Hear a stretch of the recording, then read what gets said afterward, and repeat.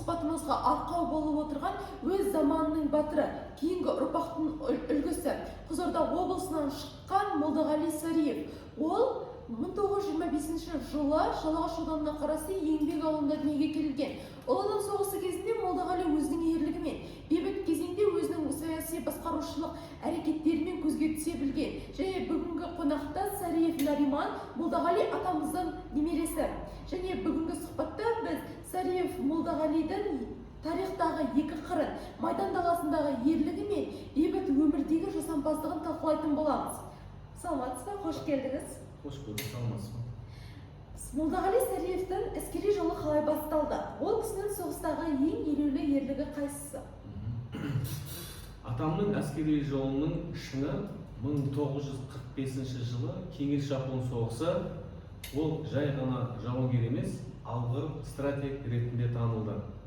Ең маңыздысы Манчжур операциясы аясында Григорий Семеновты тұтқындау операциясы болды.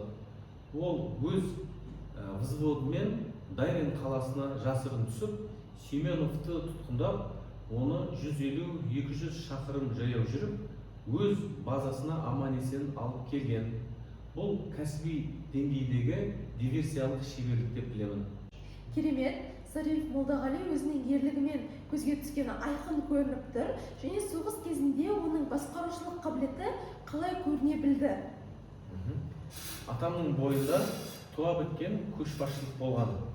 Ол 94 атқыштар полкінде взвод командирі ретінде әрбір қадамын есептеп, шапшаң шешім қабылдай білген. Соғыстың соңғы нүктесіне дейін жетіп, еліне жеңіспен оралуды мақсат еткен. Соғыстан кейінгі Молдағали Сариевтің өмірі қалай өзгерді? Оның қоғамдық саяси өмірдегі іс-әрекеттерін айтып бере аласыз ба? Соғыс аяқталған соң, ол 1959-1963 жылдары Алматыдағы жоғары партия мектебінде білім алып, саяси істерге белсене араласа бастады. 1964-1978 жылдары еңбек колхозы мен совхозын басқарды. Ол кезде оның басқарушылық қабілеті, адамдармен тіл табысуы және еңбек ұйымдастыруы колхоздың дамуына серпін берді. Оны еңбек колхозындағы төраға болуы, оның көшбасшылық қабілеттерін айқындап тұрған іспеттес.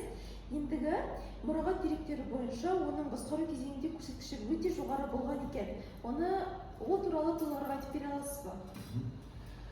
1965 жылы күріш өнімділігін 130%-ға, ал 1966 жылы тіпті 176%-ға дейін жеткізген.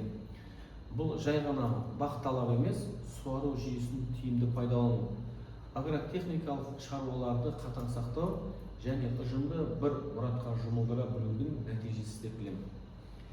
Атамның менеджменті сол кездің өзінде қазіргі тиімді басқару үлгісіндей болды.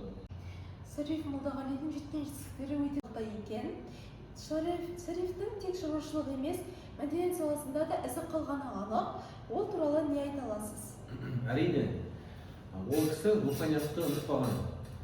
1966 жылы мәңгі алау ескерткішін салдыру болашақ ұрпаққа деген қамқорлық. Сондай-ақ кинотарап директор ретінде ауыл тұрғындарының мәдени ақпаратқа қол жеткізуіне, халықтың саяси сауаттылығының артуына үлкен үлес қосқан кісі. Молдағали атамыздың өзінің 62 жыл ғұмырында көптеген іс-әрекеттерін жасап, өзінің халқына елеулі еңбек сіңіргені барлығының назарын аудартып қызықтыратыны анық. Ол кісінің өмірінен қазіргі жастарға қандай сабақ алуға болады? Ең басты сабақ әскери немесе шаруашылық салаларында болмасын, кәсібилікті сақтау. Ол кісі соғыста да, егістікте де жоспарды 100% орындау емес, одан да аса орындауды мақсат етті. Бұл мақсатшылдық пен жауапкершіліктің үлгісі. Әрине, сонымен қатар менің ойымша, бұл кісі тек жауапкершіліктің ғана емес, lifelong learning, яғни қазіргі таңдағы жалпы адамзаттық құндылықтардың қатарына еніп жатқан осындай қасиеттердің бірін де көрсете білді деп ойлаймын. Себебі ол тек соғысқа ғана барып келіп қоймай, тағы да білім алып, өзінің білімін толықтырып, кинотарап директоры, тіпті ауылдың төрағасы деген деңгейге дейін жете білген. Сондықтан меніңше Сариф Молдағали өзінің алғырлығымен сол уақытта өте көп жетістіктерге жетті деп сенеміз. Сонымен Молдағали Сариф майдан даласындағы қаһарман, бейбіт өмірдегі жасампаз сәулетші бола білген. Оның салған сара жолы еңбек пен ерліктің алтын көпірі. Біз оның есімін ардақтау арқылы тек өткенде емес, болашаққа деген сенімді де дәріптейміз. Сізге сұхбат бергеніңізге көп рахмет. Бүгінгі әңгімеміз өте мазмұнды болды. Көрермендерімізге де осы тарихи тұлғаның өмірі ой салар деп үміттенеміз. Қош сау болыңыздар.